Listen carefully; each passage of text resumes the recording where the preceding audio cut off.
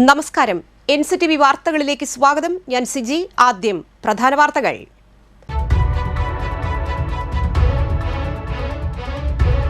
Puthukkad KSRTC സ്റ്റാൻഡിന് മുന്നിലെ divider NHAI അടച്ചുകെട്ടി. സ്റ്റാൻഡിന് മുന്നിൽ അപകടങ്ങൾ തുടർന്നതോടെയാണ് നടപടി.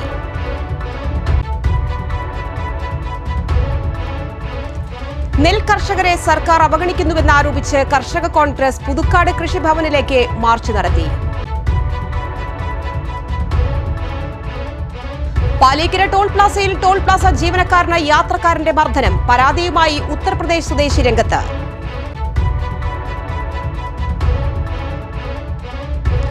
കാൽ നൂറ്റാണ്ടിനു ശേഷം ചൊക്കനയിലേക്ക് കാൽപന്തുകളിയുടെ വസന്തകാലം തിരിച്ചെത്തുന്നു.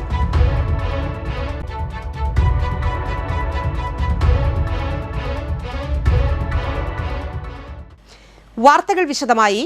പുതുക്കാട് KSRTC സ്റ്റാൻഡിന് മുന്നിലെ ഡിവൈഡർ NHAI അടച്ചുകെട്ടി. സ്റ്റാൻഡിനു മുന്നിൽ അപകടങ്ങൾ തുടർന്നതോടെയാണ് നടപടി. പക്ഷേ ആരെയും അറിയിക്കാതെയും പകരം സംവിധാനം ഒരുക്കാതെയും NHAI ഏകപക്ഷീയമായാണ് നടപടിയെടുത്തുവെന്നാണ് വിവരം.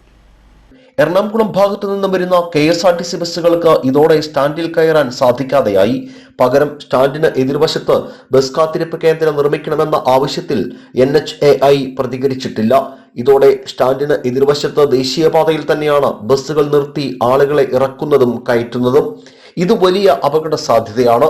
സർവീസ് റോഡിലേക്ക് ബസ്സുകൾ ഒതുക്കി നിർത്തുന്നതിനും മഴയും വെയിലുമേൽക്കാതെ യാത്രക്കാർക്ക് ബസ്സുകൾ കാത്തു നിൽക്കാനും സൗകര്യമൊരുക്കണമെന്നാണ് യാത്രക്കാരുടെ ആവശ്യം. അതേസമയം ഡിവൈഡർ അടച്ചുകെട്ടിയത് മുൻകൂട്ടി അറിയിക്കാതെയാണെന്ന് KK രാമചന്ദ്രൻ MLA പ്രതികരിച്ചു. ബസ്സുകൾ നിർത്താനും യാത്രക്കാർക്ക് ഇറങ്ങാനും കയറാനും സുരക്ഷിത സംവിധാനം ഇപ്പോഴില്ല. നിലവിലെ സാഹചര്യത്തിലെ അപകടങ്ങൾ ഒഴിവാക്കാൻ നടപടിയെടുക്കണമെന്ന് NHAIയോട് ആവശ്യപ്പെടുമെന്നും MLA അറിയിച്ചു. ഇവിടേക്ക് ബസ് കാത്തിരിപ്പ് കേന്ദ്രം നിർമ്മിക്കാൻ 20 ലക്ഷം രൂപ അനുവദിച്ചിട്ടുള്ളതാണ്. അനുമതി നൽകിയാൽ ഇവിടെ സുരക്ഷിതമായി കാര്യങ്ങൾ ചെയ്യാൻ തയ്യാറാണെന്നും ആവശ്യമായ സൗകര്യങ്ങൾ ഒരുക്കാമെന്നും KK രാമചന്ദ്രൻ MLA കൂട്ടിച്ചേർത്തു. നെൽ കർഷകരെ സർക്കാർ അവഗണിക്കുന്നുവെന്നാരോപിച്ച് കർഷക കോൺഗ്രസ് പുതുക്കാട് മണ്ഡലം കമ്മിറ്റിയുടെ നേതൃത്വത്തിൽ പുതുക്കാട് കൃഷിഭവനിലേക്ക് മാർച്ചും ധർണയും നടത്തി. പ്രതിഷേധ ധർണ DCC general secretary SEBI Kodiyan ഉദ്ഘാടനം ചെയ്തു. കർഷക കോൺഗ്രസ് മണ്ഡലം പ്രസിഡന്റ് AL ജോയ് അധ്യക്ഷത വഹിച്ചു. PP ചന്ദ്രൻ, സിൻഡോ ആന്റണി, CK ദിൽ, തോബി തോട്ട്യാൻ, ജോബി മധുരക്കറി, എഡ്വിൻ ആൻഡോ, ജോസ് കൂനൻ എന്നിവർ പ്രസംഗിച്ചു. നമുക്കറിയാം, ഇവിടെ കർഷകര് കൃഷി ചെയ്ത് വളരെ അധ്വാനിച്ച് കൃഷി ചെയ്ത് പോകുമ്പോൾ ഒരു ഭാഗത്ത് കാട്ടുപന്നിയും അതുപോലെ മൃഗങ്ങളുടെ അപകടകരമായ രീതിയിലുള്ള ഇതുമൂലം കൃഷി നശിച്ചുകൊണ്ടിരിക്കുകയാണ്. പണിയെടുത്ത് നെല്ല് കൊടുത്തിട്ട് പാടിയിൽ നിന്നും ലഭിക്കേണ്ടതായ എല്ലാ ആനുകൂല്യങ്ങളും മാസങ്ങൾ കഴിഞ്ഞിട്ടും പുതിയൊരു വർഷത്തിലേക്ക് പുതിയ ചിങ്ങമാസം കടന്നു വരാൻ പോകുന്ന ഈ സാഹചര്യത്തിൽ പോലും അവരുടെ പൈസ കൊടുക്കാത്ത ഈ സർക്കാരിന്റെ ജനദ്രോഹ നയത്തിനെതിരെ ഇടതുപക്ഷ സർക്കാർ കർഷകരോട് കാണിക്കുന്ന അവഗണനയ്ക്കും അവഹേളനത്തിനും എതിരെയാണ് ഈ സമരം സംഘടിപ്പിച്ചിട്ടുള്ളത്. നെൽകർഷകരോട് വായ്പ മേടിച്ച് അത് കഴിഞ്ഞ് കാശ് കടം മേടിച്ച് നെൽകൃഷി ചെയ്ത് ആ നെല്ല് കൊടുത്തു കഴിഞ്ഞാൽ മാസങ്ങളോളം കഴിഞ്ഞാലും പണം കിട്ടാൻ മാർഗമില്ല. കർഷക കോൺഗ്രസ് വാഗ്ദാനം ചെയ്ത ഈ സമര പരിപാടി 319 കോടി രൂപ കർഷകർക്ക് അവരുടെ ആവശ്യങ്ങൾക്ക് വേണ്ടി വിതരണം ചെയ്യാൻ അനുവദിച്ച fund. Paliyekkara toll പ്ലാസയിൽ toll Plaza ജീവനക്കാരന് യാത്രക്കാരന്റെ മർദ്ദനം. അക്രമത്തിന്റെ CCTV ദൃശ്യങ്ങൾ പുറത്തായി. ടോൾ പ്ലാസയിലെ കളക്ഷൻ സ്റ്റാഫായ ഉത്തർപ്രദേശ് അസേഗ്ര സ്വദേശിയായ 30 വയസ്സുള്ള പപ്പുകുമാറാണ് യാത്രക്കാരന്റെ ക്രൂരമർദ്ദനത്തിന് ഇരയായത്. ശനിയാഴ്ച രാത്രി 11:30 സംഭവം. ഫാസ്റ്റ് ടാഗ് റീഡ് ചെയ്യാൻ വൈകിയതിനാൽ വാഹനം മുന്നോട്ട് നീക്കി നിർത്താൻ ആവശ്യപ്പെട്ടതിന്റെ വിരോധത്തിൽ ടോറസ് ലോറി ഡ്രൈവർ ബൂത്തിനുള്ളിലെ ക്യാബിനിൽ അതിക്രമിച്ച് കയറി ആക്രമിച്ചുവെന്നാണ് ടോൾ പ്ലാസ ജീവനക്കാരന്റെ പരാതി. സംഭവത്തിൽ പുതുക്കാട് പോലീസിൽ പപ്പുകുമാർ പരാതി നൽകി. മണ്ണമ്പേട്ട പച്ചളിപ്പുറം തോടിനോട് ചേർന്നുള്ള പൊതുമരാമത്ത് റോഡിന്റെ ഇരുവശവും റോഡിലേക്ക് കാട് വളർന്ന നിലയിൽ. കാട് വളർന്നു നിൽക്കുന്നതിനാൽ റോഡിന്റെ അരികുവശം കാണുവാൻ സാധിക്കില്ല. എതിർദിശയിൽ നിന്നും വാഹനങ്ങൾ വരുമ്പോൾ ഡ്രൈവർമാർക്ക് വാഹനം ഒതുക്കാനും ബുദ്ധിമുട്ടാണ്. രാത്രി സമയത്ത് കാട് വലിയ അപകട ഭീഷണിയാണ് ഉയർത്തുന്നത്. ബസ്സുകളടക്കം നിരവധി വാഹനങ്ങൾ പോകുന്ന പ്രധാന റോഡാണിത്. എത്രയും പെട്ടെന്ന് കാട് വെട്ടിനീക്കി യാത്രക്കാർക്ക് സുഗമമായി സഞ്ചരിക്കാനുള്ള നടപടി സ്വീകരിക്കണമെന്നാവശ്യപ്പെട്ട് PWD Kodakara section assistant executive എഞ്ചിനീയർക്ക് മനുഷ്യാവകാശ പ്രവർത്തകൻ സുരേഷ് ചെമ്മനാടൻ പരാതി നൽകി. കാൽ നൂറ്റാണ്ടിനു ശേഷം ചൊക്കനയിലേക്ക് കാൽപന്തുകളിയുടെ വസന്തകാലം തിരിച്ചെത്തുന്നു. തോട്ടം മേഖലയിലുള്ള ചൊക്കന എസ്റ്റേറ്റ് മൈതാനിയിൽ നീണ്ട ഇടവേളയ്ക്ക് ശേഷം കാൽപന്ത് കളിയുടെ ആരവമുയരുന്നു. ഒരു കാലത്ത് ഫുട്ബോൾ ഒരു ലഹരിയായി കൊണ്ടു നടന്നിരുന്നവരുടെ നാടാണ് ചൊക്കന. ഇവിടുത്തെ യുവാക്കൾ ജീവിതം തേടി പ്രവാസ ലോകത്തേക്ക് കടൽ കടന്നതോടെ ചൊക്കനയുടെ ഫുട്ബോൾ പ്രതാപത്തിന് മങ്ങലേറ്റു. നാടെങ്ങും മയക്കുമരുന്ന് വ്യാപിക്കുന്ന കാലത്ത് തോട്ടം മേഖലയിലെ കൗമാരക്കാർ ലഹരിയുടെ വലയിൽ വീഴാതെ ആരോഗ്യവും ലക്ഷ്യബോധവുമുള്ളവരായി വളരുന്നതിന് ഫുട്ബോൾ ലഹരി കൊണ്ട് പ്രതിരോധം തീർക്കുകയാണ് ചൊക്കന, നായാട്ടുകുണ്ട മലയോര ഗ്രാമങ്ങൾ. ഇതിന്റെ ഭാഗമായാണ് ചൊക്കന എസ്റ്റേറ്റ് മൈതാനിയിൽ ഫ്ലഡ് ലൈറ്റുകൾ സ്ഥാപിച്ച് പ്രദേശത്തെ കുട്ടികൾക്ക് ഫുട്ബോൾ കളിക്കാനുള്ള സൗകര്യം ഒരുക്കുന്നത്. 1.25 നൂറ്റാണ്ട് മുൻപ് ബ്രിട്ടീഷുകാർ ആരംഭിച്ച ഹാരിസൺ മലയാളം പ്ലാന്റേഷനിൽ ഉൾപ്പെട്ടതാണ് ചൊക്കന റബ്ബർ എസ്റ്റേറ്റ് അടക്കമുള്ള പ്രദേശങ്ങൾ.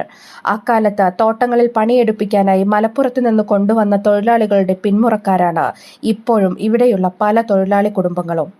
പൈതൃകമായി കിട്ടിയ ഫുട്ബോൾ കമ്പവും ഇവർക്കിടയിലുണ്ട്. തൊഴിലാളികൾക്ക് മാനസികോല്ലാസവും കായികക്ഷമതയും ലഭിക്കുന്നതിനായി ഇക്കാലത്ത് തോട്ടം മാനേജ്മെന്റ് മുൻകൈയെടുത്ത് എസ്റ്റേറ്റ് റിക്രിയേഷൻ ക്ലബ്ബുകൾക്ക് രൂപം നൽകിയിരുന്നു. ഈ ക്ലബ്ബുകൾക്ക് കീഴിൽ പാലപ്പിള്ളി, ചൊക്കന മേഖലയിൽ നിരവധി ഫുട്ബോൾ മൈതാനങ്ങളും സജ്ജമാക്കി. ചൊക്കന, കുണ്ടായി, കാരിക്കുളം, പാലപ്പിള്ളി തുടങ്ങിയ എസ്റ്റേറ്റുകളിലെല്ലാം ഫുട്ബോൾ മൈതാനങ്ങൾ നിർമ്മിച്ചു. മുൻ തലമുറയിലെ ഒട്ടേറെ പേരെ മികച്ച ഫുട്ബോൾ കളിക്കാരാക്കി മാറ്റുന്നതിൽ ഈ മൈതാനങ്ങൾ വലിയ പങ്കുവഹിച്ചു. ദേശീയ ഫുട്ബോൾ താരങ്ങളടക്കമുള്ളവരുടെ കാൽപ്പാടുകൾ പതിഞ്ഞിട്ടുള്ളവയാണ് ഈ മൈതാനങ്ങൾ പലതും. ചൊക്കന എസ്റ്റേറ്റിലുള്ള ഫുട്ബോൾ മൈതാനവും പതിറ്റാണ്ടുകളുടെ ചരിത്രം പേറുന്നതാണ്. ഒരു കാലത്ത് ആർപ്പുവിളികളും വിസിൽ ശബ്ദങ്ങളും കൊണ്ട് മുഖരിതമായിരുന്നു ഈ മൈതാനം. 70കളിലും 80കളിലും ജില്ലയ്ക്കകത്തും പുറത്തും നടന്ന ടൂർണമെന്റുകളിൽ ഗോൾ വല കുലുക്കിയ നിരവധി പേർ ചൊക്കനയിലുണ്ടായിരുന്നു. പിരിയാങ്കുഴി ഉണ്ണീൻ, വില്ലൻ മുഹമ്മദ് കുഞ്ഞ്, അത്താണിക്കൽ അബൂബക്കർ, ചെരിച്ചി കുഞ്ഞു മുഹമ്മദ്, വട്ടോളി റസാക്ക, പുൽപ്പാടൻ അവലാൻകുട്ടി, ലോറൻസ് താക്കോൽക്കാരൻ, പുള്ളിയിൽ ഉണ്ണീൻ തുടങ്ങിയവർ അവരിൽ ചിലർ മാത്രം. ചൊക്കനയുടെ ഫുട്ബോൾ ചരിത്രത്തിലെ സുവർണ കാലമായിരുന്ന അന്ന് ചൊക്കന എസ്റ്റേറ്റിലെ 27 തൊഴിലാളി പാടികളിലായി 162 കുടുംബങ്ങൾ താമസിച്ചിരുന്നു. തോട്ടം മേഖല വളർന്നതോടെ തൊഴിലാളി കുടുംബങ്ങളുടെ എണ്ണം കുറഞ്ഞു. പല പാടികളിലും താമസക്കാരില്ലാതായി. ഇന്ന് ആകെ ചൊക്കനയിലെ പാടികളിൽ താമസിക്കുന്ന കുടുംബങ്ങളുടെ എണ്ണം 19 മാത്രമായി. 90കളുടെ പകുതി വരെ കാൽക്കരുത്തിന്റെ ആരവം മുഴങ്ങിയിരുന്ന ഇവിടുത്തെ ഫുട്ബോൾ മൈതാനങ്ങളിലെ സായാഹ്നങ്ങൾ പതിയെ നിശബ്ദമാകാൻ തുടങ്ങി. തോട്ടം തൊഴിലാളികളുടെ നാമമാത്രമായ വേതനവും ശോച്യാവസ്ഥയിലുള്ള ജീവിത സാഹചര്യങ്ങളും യുവാക്കളെ മറ്റു തൊഴിലുകൾ തേടിപ്പോകാൻ നിർബന്ധിതരാക്കി. മികച്ച ഫുട്ബോൾ കളിക്കാരായിരുന്ന പലരും ഗൾഫ് അടക്കമുള്ള നാടുകളിലേക്ക് ജീവിതം തേടിപ്പോയതോടെയാണ് ചൊക്കന മൈതാനിയിൽ ആരവങ്ങളില്ലാതെയായത്. നായാട്ടുകുണ്ട സൂര്യ ആർട്സ് ആൻഡ് സ്പോർട്സ് ക്ലബിന്റെ നേതൃത്വത്തിൽ ചൊക്കനയുടെ ഗതകാല ഫുട്ബോൾ പ്രതാപം വീണ്ടെടുക്കാനുള്ള ശ്രമത്തിലാണ് ഇപ്പോൾ ഇവിടുത്തെ നാട്ടുകാരും സാമൂഹ്യ പ്രവർത്തകരും. കുട്ടികൾ തന്നെ നല്ല ഉഷാറാണ്. ഫുട്ബോൾ കളിയോട് നല്ല താല്പര്യമുള്ള കുറേ കുട്ടികളുണ്ട്, നല്ല ടാലൻ്റുള്ള കുട്ടികളുണ്ട്. അതിൽ നിന്ന് ആരെങ്കിലും ഒരാളെങ്കിലും നമുക്ക് നല്ല രീതിയിൽ ലോകം അറിയാവുന്ന നിലയ്ക്ക് എത്തിക്കാൻ പറ്റുമെന്നുള്ള ശ്രമത്തിലാണ് ഞങ്ങൾ. പിന്നെ ഈ ലഹരിയുടെ ഉപയോഗം മൂലം ഒരുപാട് ബുദ്ധിമുട്ടുള്ളതാണ്. അപ്പോൾ അതിൽ നിന്നും കുട്ടികളെ മാറി ചിന്തിക്കാനും ഇതൊരു കാരണമാകട്ടെ എന്നുള്ള നിലയ്ക്കാണ് ഞങ്ങൾ ഇതിലേക്ക് ഇറങ്ങിപ്പെട്ടത്. വൈകുന്നേരം ഞങ്ങളുടെ ഒരു തമാശ സംസാരങ്ങളുടെ ഇടയിലാണ് ഈ ഫ്ലഡ് ലൈറ്റ് വെക്കാന്നുള്ളൊരു ആശയം ഉടലെടുത്ത് തന്നെ. ലൈറ്റ് വെക്കാന്ന് പറഞ്ഞപ്പോൾ ഇത്രയും ഭാരിച്ചൊരു ചെലവ് വരുന്നുള്ള ഒരു ചിന്ത അന്നും ഉണ്ടായിരുന്നില്ല. ഞങ്ങൾ ഇതിലേക്ക് ഇറങ്ങി തിരിച്ചപ്പോൾ ഇത് വളരെയധികം ചെലവ് വരുന്നൊരു പരിപാടിയാണെന്ന് മനസ്സിലായിരുന്നു. അപ്പോൾ ഇവിടുത്തെ യുവതലമുറ ഏകദേശം ഒരു 23-24 വയസ്സ് പ്രായം വരെയുള്ള പിള്ളേരുകൾ ഫുട്ബോൾ എന്ന ലഹരിയോട് താല്പര്യം കാണിക്കുകയും അവർക്ക് കളിക്കാൻ സാഹചര്യമില്ലാത്തൊരു അവസ്ഥയാണ് ഇവിടെ ഉള്ളത്. അവർക്ക് കളിക്കാനൊരു സാഹചര്യം ഉണ്ടാക്കി കൊടുക്കുക എന്നൊരു ഉദ്ദേശത്തോടു കൂടിയാണ് നമ്മൾ ഇവിടെ ലൈറ്റ് പിടിപ്പിച്ച് വൈകുന്നേരം കളിക്കാനുള്ള ഒരു സംവിധാനം ചെയ്യാനായിട്ട് കൂട്ടായ തീരുമാനമെടുത്ത് ഇറങ്ങിയത്. ക്ലബ്ബ് സെക്രട്ടറി മുഹമ്മദ് അലി, ജോബിൻ വടശ്ശേരി, ചന്ദ്രചൂഡൻ ഒറ്റപ്പാലം എന്നിവർ മുൻകൈയെടുത്താണ് ചൊക്കനയുടെ പഴയ ഫുട്ബോൾ പ്രതാപം തിരികെ കൊണ്ടുവരാൻ ശ്രമിക്കുന്നത്. ഹാരിസൺ എസ്റ്റേറ്റ് ഉദ്യോഗസ്ഥനായ അജിത്തും പൂർണ്ണ പിന്തുണ നൽകി ഇവർക്കൊപ്പമുണ്ട്. ഈ ഉദ്യമത്തെ പിന്തുണയ്ക്കുന്നവർ നൽകിയ സാമ്പത്തിക സഹായം വിനിയോഗിച്ചാണ് എസ്റ്റേറ്റ് മൈതാനത്ത് ഫ്ലഡ് ലൈറ്റുകൾ സ്ഥാപിച്ചത്. കുട്ടികളെ ഫുട്ബോളിലേക്ക് ആകർഷിക്കുകയും ഇവർക്കാവശ്യമായ പരിശീലനവും ജേഴ്സിയും ലഭ്യമാക്കി മികച്ച കളിക്കാരാക്കി മാറ്റിയെടുക്കാനുള്ള ശ്രമമാണ് നടത്തിവരുന്നത്. 30 വർഷം മുൻപ് വരെ കാൽക്കരുത്തുകൊണ്ട് ജില്ലയിലെ മൈതാനങ്ങളെ വിറപ്പിച്ചിരുന്ന ചൊക്കന ടീം വൈകാതെ വീണ്ടും പിറവിയെടുക്കുമെന്ന പ്രതീക്ഷയിലാണ് നാട്ടുകാർ. അളഗപ്പനഗർ ഗ്രാമപഞ്ചായത്തിന്റെ നേതൃത്വത്തിൽ കുട്ടികൾക്കായി ഒരുക്കിയ നീന്തൽ പരിശീലനം ആരംഭിച്ചു. പഞ്ചായത്ത് പ്രസിഡന്റ് കെ രാജേശ്വരി ഉദ്ഘാടനം ചെയ്തു. പഞ്ചായത്ത് അംഗം സനൽ മഞ്ഞളി അധ്യക്ഷത വഹിച്ചു. PS Priju, club secretary Biju Koovakkadan എന്നിവർ പ്രസംഗിച്ചു. 250 കുട്ടികളെ 4 ബാച്ചുകളിലായി പാമ്പേഴ്സ് കുളത്തിലെ നീന്തൽക്കുളത്തിലാണ് പരിശീലനം നടത്തുന്നത്. 15 ദിവസം നീണ്ടു നിൽക്കുന്ന പരിശീലനത്തിൽ യോഗ്യത നേടുന്ന കുട്ടികൾക്ക് പഞ്ചായത്ത് സർട്ടിഫിക്കറ്റ് നൽകും. ചരിത്രമുറങ്ങുന്ന മുനിയറകളും ജൈവ വൈവിധ്യങ്ങളുമുള്ള മുനിയാട്ടുകുന്നിലേക്ക് പിറവി വായനശാലയിലെ കൊച്ചുകൂട്ടുകാരുടെ പരിസ്ഥിതി പഠനയാത്ര. നാടിപ്പാറ പിറവി കലാസാംസ്കാരിക വേദി ആൻഡ് വായനശാലയുടെ ബാലവേദിയുടെ നേതൃത്വത്തിലാണ് മുനിയാട്ടുകുന്നിലേക്ക് പരിസ്ഥിതി പഠനയാത്ര സംഘടിപ്പിച്ചത്. കുത്തനെയുള്ള പാറക്കെട്ടും മുനിയറയും പ്രകൃതി ഒരുക്കിയ കാഴ്ചകളും കുട്ടികൾക്ക് നല്ല അനുഭവം സമ്മാനിച്ചു. Library council Chalakudy taluk executive അംഗം NS വിദ്യാധരൻ, വായനശാല സെക്രട്ടറി VS സുബീഷ്, വായനശാല എക്സിക്യൂട്ടീവ് അംഗങ്ങളായ PV അശോകൻ, മഞ്ജു സജി, ലൈബ്രറിയൻ പ്രിന്റി പ്രദീപ്, ബാലവേദി ഭാരവാഹികളായ അനാമിക K ശശി, വൈഗലക്ഷ്മി, ഐശ്വര്യ TS, സത്യാനന്ദ ദാസ് എന്നിവർ നേതൃത്വം നൽകി.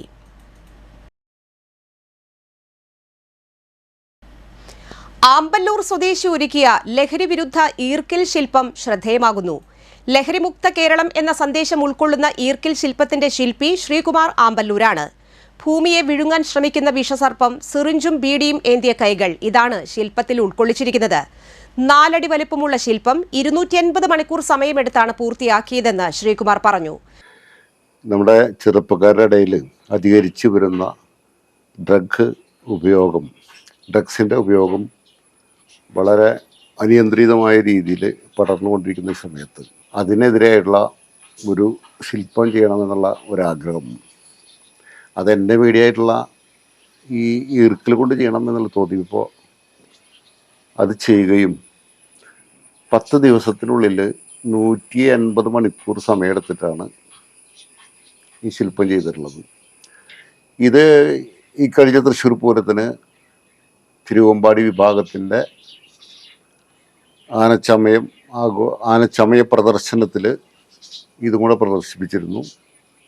തൃശൂർ പൂരം തിരുവമ്പാടി ചമയ പ്രദർശനത്തിൽ ശില്പം പ്രദർശിപ്പിച്ചിരുന്നു. കരകൗശല രംഗത്ത് ദേശീയ അവാർഡും ക്രാഫ്റ്റ്മെൻ ബഹുമതിയും നേടിയിട്ടുള്ള ശ്രീകുമാർ തന്റെ സൃഷ്ടികൾ മുൻ രാഷ്ട്രപതി APJ അബ്ദുൽ കലാം, മുൻ പ്രധാനമന്ത്രി AB വാജ്പേയി, ONV കുറുപ്പ്, ഗാനഗന്ധർവൻ KJ യേശുദാസ്, പ്രധാനമന്ത്രി നരേന്ദ്രമോദി തുടങ്ങി രാജ്യത്തെ നിരവധി പ്രമുഖർക്ക് സമ്മാനിച്ചിട്ടുണ്ട്. അപ്പോളോ ടയേഴ്സ് ജീവനക്കാരനായിരുന്ന ശ്രീകുമാർ HIV, കോവിഡ് എന്നിവയ്ക്കെതിരെയും ശില്പങ്ങൾ ചെയ്തിട്ടുണ്ട്. ഇത് എന്റെ അമ്മച്ചുണ്ടാക്കിയ മയക്കുമരുന്നിനെതിരെയുള്ള ശില്പാണ്. ആരും അങ്ങനെ മയക്കുമരുന്നും സാധനങ്ങളും ഉപയോഗിക്കരുത് ഇനി മുതൽക്ക്. ഒരു നാടിനാകെ അക്ഷര വെളിച്ചം പകരാൻ മുന്നിട്ട് നിന്ന ലീല ടീച്ചർ വിടവാങ്ങുമ്പോൾ അവരുടെ നിറമുള്ള ഓർമ്മകളിലാണ് മുപ്ലിയം കുഞ്ഞക്കര നിവാസികൾ.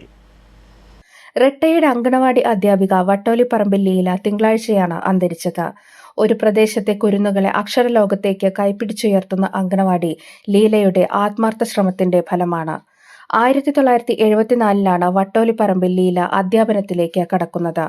കൊടകര ബ്ലോക്കിന്റെ കീഴിലുള്ള വരന്തരപ്പള്ളി പഞ്ചായത്തിലെ 15-ാം വാർഡ് 112-ാം നമ്പർ കൈരളി അങ്കണവാടിക്ക് കെട്ടിടമുണ്ടായത് അധ്യാപികയായ ലീലയുടെ അശ്രാന്ത പരിശ്രമത്തിലൂടെയാണ്. ലീല അധ്യാപികയായ അതേ വർഷം തന്നെ നാട്ടുകാരുടെയും മറ്റ് ഉദാരമതികളുടെയും സഹായത്താൽ 5 സെന്റ് സ്ഥലം വാങ്ങി ബാലവാടിക്ക് വിട്ടുകൊടുത്തു. 1989 ബാലവാടി പണി കഴിപ്പിക്കുന്നത്. 2001 ബാലവാടി അങ്കണവാടിയായി. കുട്ടികൾക്കും സ്ത്രീകൾക്കും വയോധികർക്കും വേണ്ടി അങ്കണവാടിയുടെ സേവനങ്ങൾ എത്തിക്കാൻ സദാ ജാഗരൂകരായി ഇവർ പ്രവർത്തിച്ചിരുന്നു. രാഷ്ട്രീയ സാംസ്കാരിക രംഗത്ത് നിറസാന്നിധ്യമായിരുന്ന ലീല ടീച്ചർ നാട്ടുകാർക്കും പ്രിയങ്കരിയായിരുന്നു. 1974 മുതൽ നമ്മൾ ഈ ബാലവാടിക്ക് വേണ്ടി ഒരുപാട് കഷ്ടപ്പെട്ടിട്ടുള്ള ഒരു വ്യക്തി വ്യക്തിത്വത്തിനുടമയാണ്. കൂടാതെ അവർ മുൻകൈ എടുത്തിട്ട് അവരുടെ സ്വന്തം അവർ തന്നെ ഒരു നിലയ്ക്ക് അവർ തന്നെയായിരുന്നു ഇതിൻ്റെ എല്ലാ പ്രവർത്തനങ്ങൾക്കും ചുക്കാൻ പിടിച്ചിരുന്നത്. ഈ ബാലവാടിക്ക് വേണ്ടി സ്ഥലം വാങ്ങാനായിട്ട് അവർ ഓരോരുത്തരുടെ അടുത്തും ചെന്ന് സ്വരൂപിച്ചുണ്ടായി കുറച്ച് പൈസ കൊണ്ടാണ് 5 സെൻറ്റ് സ്ഥലം വാങ്ങിയിട്ട് അത് സർക്കാരിലേക്ക് വിട്ടുകൊടുത്തു. അത് പഞ്ചായത്തിന് വിട്ടുകൊടുത്ത് ബാലവാടിക്ക് വേണ്ടിയിട്ട് ഇന്നീ കാണുന്ന കെട്ടിടത്തിൻ്റെ ആദ്യ രൂപം അന്ന് അങ്ങനെയാണ് ഉണ്ടായത്. അപ്പോൾ അവർ അതിന് ശേഷം 1974 അവർ ടീച്ചറായിട്ട് തന്നെ ഇവിടെ തുടർന്ന് ദീർഘകാലം 2010 വരെ ആ സ്ഥാനത്ത് ടീച്ചർ തന്നെയായിരുന്നു, വേറൊരാളുണ്ടായിരുന്നില്ല. കൂടാതെ 2001 ഇത് അംഗൻവാടിയായിട്ട് ഉയർത്തപ്പെട്ടത്. അംഗൻവാടി വന്നതിന് ശേഷം ടീച്ചറുടെ ഓരോ പ്രവർത്തനങ്ങളും മികവുറ്റതായിരുന്നു. എല്ലാ കാര്യങ്ങൾക്കും ടീച്ചർ എവിടെ ഉണ്ടെങ്കിലും കുട്ടികളുടെ കാര്യത്തിലായാലും എല്ലാവർക്കും, നാട്ടുകാർക്കായാലും ഞങ്ങൾക്ക് എല്ലാവർക്കും ഏറ്റവും പ്രിയപ്പെട്ടവൾ തന്നെയായിരുന്നു. നാടിന് വേണ്ടിയിട്ടും രാഷ്ട്രീയ സാംസ്കാരിക രംഗത്തൊക്കെ തിളങ്ങിയുന്ന ഒരു വ്യക്തിത്വത്തിന് ഉടമയാണ് ടീച്ചർ. 2010 ലീല സർവീസിൽ നിന്നും വിരമിക്കുന്നത്. അധ്യാപക ജീവിതം അവസാനിപ്പിച്ചെങ്കിലും ആത്മീയയുടെയായിരുന്നു ലീലയുടെ പിന്നീടുള്ള നാൾവഴികൾ. മുപ്ലിയം വട്ടോലിപ്പറമ്പിൽ കൊച്ചുരാമന്റെയും കുഞ്ഞിക്കാളിയുടെയും മകളാണ് ലീല. അംബിക, വിക്രമൻ, പരേതരായ ശാരദ, സുകുമാരൻ, കമലം, പീതാംബരൻ എന്നിവർ സഹോദരങ്ങളാണ്. കൊടകര കനകമല തീർത്ഥാടന കേന്ദ്രത്തിൽ വിശുദ്ധ ഗീവർഗീസ് സഹദായുടെ തിരുനാൾ ആഘോഷിച്ചു. രാവിലെ നടന്ന വിശുദ്ധ കുർബാനയ്ക്ക് തീർത്ഥാടന കേന്ദ്രം സഹവികാരി ഫാദർ അജിത് തടത്തിൽ കാർമ്മികത്വം വഹിച്ചു. വൈകുന്നേരം നടന്ന ആഘോഷമായ പാട്ടുകുർബാനയ്ക്ക് ഫാദർ അമൽ മാക്കിൽ മുഖ്യ കാർമ്മികത്വം വഹിച്ചു. തീർത്ഥാടന കേന്ദ്രം റെക്ടർ ഫാദർ മനോജ് മേക്കാടത്ത്, സഹവികാരി റെയ്സൻ തട്ടിൽ എന്നിവർ സഹകാർമ്മികരായി.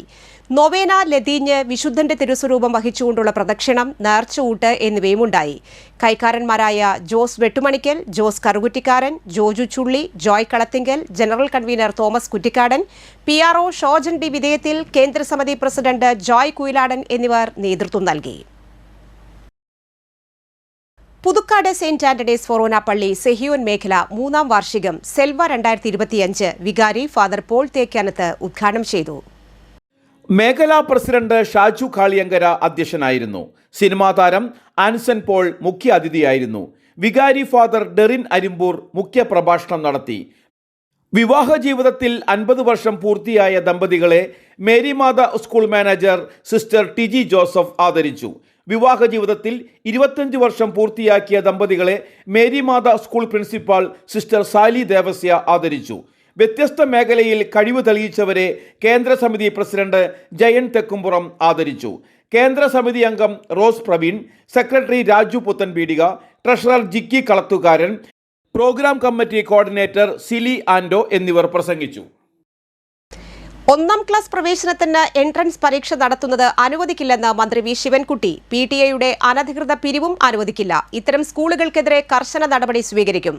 +1 പ്രവേശനത്തിന് യാതൊരു തരത്തിലുമുള്ള ക്രമക്കേടുകളും അനുവദിക്കില്ലെന്നും മന്ത്രി വ്യക്തമാക്കി.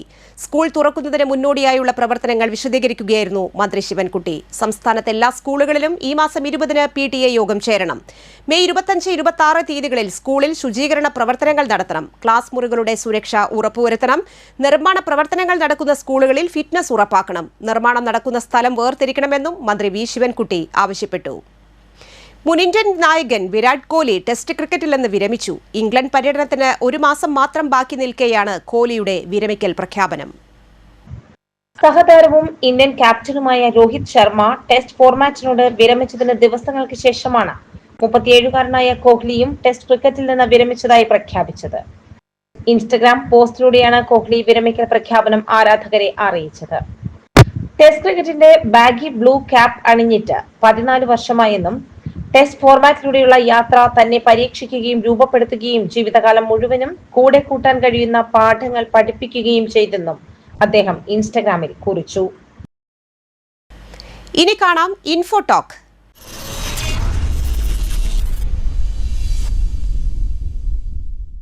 ഹോട്ടലിൽ ഭക്ഷണം കഴിച്ച് ബില്ല് നൽകുമ്പോൾ അവിടെ ഒരു പാത്രത്തിൽ പെരുംജീരകം ഇട്ടുവച്ചിരിക്കുന്നത് കാണാറില്ലേ? അറിയാതെ തന്നെ അതെടുത്ത് നമ്മൾ കഴിക്കാറുമുണ്ട്. പക്ഷെ എന്തിനായിരിക്കും എല്ലാ ഹോട്ടലുകളിലും ഇത്തരത്തിൽ ജീരകം ഇട്ടുവച്ചിരിക്കുന്നത് എന്ന് ചിന്തിച്ചിട്ടുണ്ടോ? നിരവധി ആരോഗ്യ ഗുണങ്ങളാണ് ഈ ജീരകം നമുക്ക് നൽകുന്നത്. പോഷകങ്ങളാൽ സമ്പന്നമായ സുഗന്ധ വ്യഞ്ജനമാണ് ജീരകം.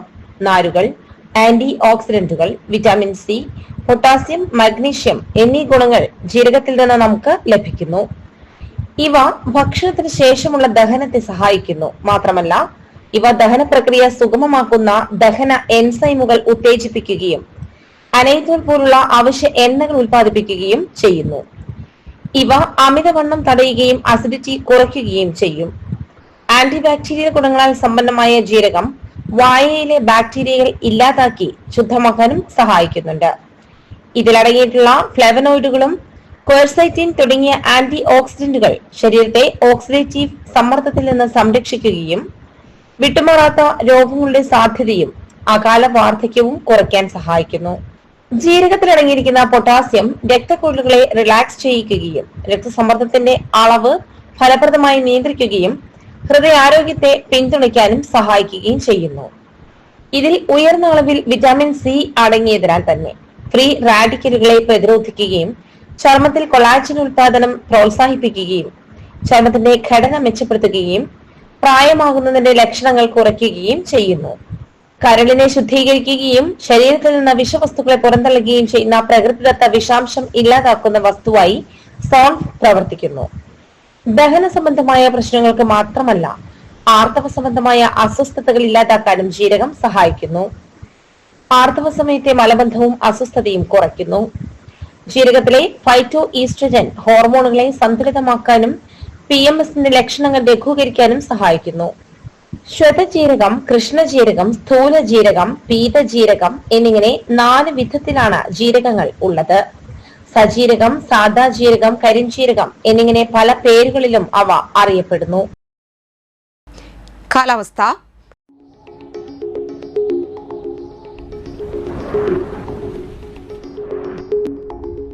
കൂടിയ ചൂട് 32 ഡിഗ്രി സെൽഷ്യസ്, കുറഞ്ഞ ചൂട് 25 ഡിഗ്രി സെൽഷ്യസ്. പൊതുവിദ്യാഭ്യാസ വകുപ്പ് Puthukkad government vocational higher secondary സ്കൂളിൽ ആരംഭിക്കുന്ന നൈപുണ്യ വികസന കോഴ്സുകളിലേക്ക് അപേക്ഷകൾ ക്ഷണിക്കുന്നു. Electric vehicle service technician, junior telecom data analyst എന്നീ കോഴ്സുകളാണ് പഠിപ്പിക്കുന്നത്. 10ാം ക്ലാസ് പാസ്സായ 15നും 23നും ഇടയിൽ പ്രായമുള്ള കുട്ടികൾക്ക് അപേക്ഷിക്കാം. സംവരണ വിഭാഗത്തിന് ഉയർന്ന പ്രായപരിധിയിൽ ഇളവുകളുണ്ട്. കോഴ്സ് ഫീസ് തികച്ചും സൗജന്യമാണ്. ക്ലാസുകൾ പൊതു അവധി ദിവസം മാത്രമായിരിക്കും. കൂടുതൽ വിവരങ്ങൾക്ക് 9061212224. കുട്ടനല്ലൂർ ശ്രീ സി അച്യുതമേനോൻ ഗവൺമെന്റ് കോളേജിൽ 2024-25 അധ്യയന വർഷത്തിൽ സ്റ്റാറ്റിസ്റ്റിക്സ്, ഫിസിയോളജി, മാത്തമാറ്റിക്സ് വിത്ത് data science, computer science, Malayalam വിഭാഗങ്ങളിൽ ഗസ്റ്റ് അധ്യാപകരെ നിയമിക്കുന്നു. ബിരുദാനന്തര ബിരുദത്തിൽ 55% കുറയാതെ മാർക്കുള്ള ഉദ്യോഗാർത്ഥികൾക്കും നെറ്റ് PhD യോഗ്യതയുള്ളവർക്കും അപേക്ഷിക്കാം. അപേക്ഷകർ ബയോഡാറ്റയും അസൽ രേഖകളും ഗസ്റ്റ് ലെക്ചർ പോളിൽ രജിസ്റ്റർ ചെയ്തതിന്റെ സർട്ടിഫിക്കറ്റും സഹിതം മെയ് 23 രാവിലെ 10:30 കോളേജിൽ എത്തിച്ചേരണം. Phone number 0487235302. സ്വർണ്ണവില.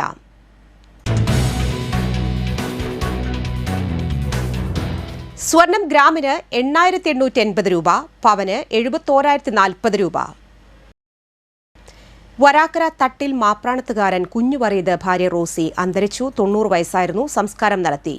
ജോയ്, ജെസി, റൂബി, സിസ്റ്റർ ആൻസ്, ലീന, ഷീല, ജോജു, ജിനി എന്നിവർ മക്കളും, ഷിൻസി, ടോണി, വർഗീസ്, ഷിൽന, ഷാജി, പരേതനായ വർഗീസ് എന്നിവർ മരുമക്കളുമാണ്. മുപ്ലിയം വട്ടോലിപ്പറമ്പിൽ കൊച്ചുരാമന്റെയും കുഞ്ഞിക്കാളയുടെയും മകൾ ലീല അന്തരിച്ചു. 84 വയസ്സായിരുന്നു. സംസ്കാരം നടത്തി. അംബിക, വിക്രമൻ, പരേതരായ ശാരദ, സുകുമാരൻ, കമലം, പീതാംബരൻ എന്നിവർ സഹോദരങ്ങളാണ്. നെന്മണിക്കര കളപ്പുര ആന്റണി ഭാര്യ ആലിസ് അന്തരിച്ചു. 67 വയസ്സായിരുന്നു. സംസ്കാരം നടത്തി. ലിൻസൺ, ലിൻസി എന്നിവർ മക്കളും, ലിസി, ബിജു എന്നിവർ മരുമക്കളുമാണ്.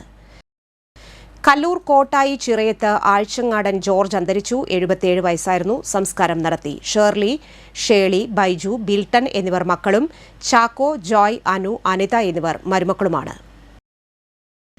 പുതുക്കാട് ചിറമൽ ചെങ്ങാലുക്കാരൻ ആനി അന്തരിച്ചു. 78 വയസ്സായിരുന്നു. സംസ്കാരം നടത്തി. പരേതനായ ജോർജാണ് ഭർത്താവ്. ജാൻസി, വിൽസൺ, ജെയ്സൺ, ജെൻസി എന്നിവർ മക്കളും, ജോയ്, ശീതൾ, ജാസ്മിൻ, ബൈജു എന്നിവർ മരുമക്കളുമാണ്. പ്രധാന വാർത്തകൾ വീണ്ടും.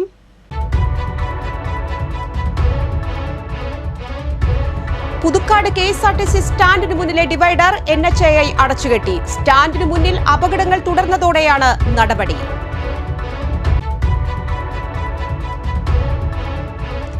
നെൽ കർഷകരെ സർക്കാർ അവഗണിക്കുന്നുവെന്നാരോപിച്ച് കർഷക കോൺഗ്രസ് പുതുക്കാട് കൃഷിഭവനിലേക്ക് മാർച്ച് നടത്തി.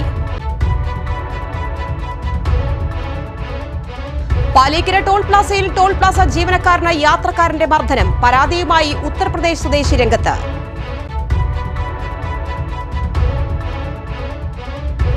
കാൽ നൂറ്റാണ്ടിനു ശേഷം ചൊക്കനയിലേക്ക് കാൽപന്തുകളിയുടെ വസന്തകാലം തിരിച്ചെത്തുന്നു.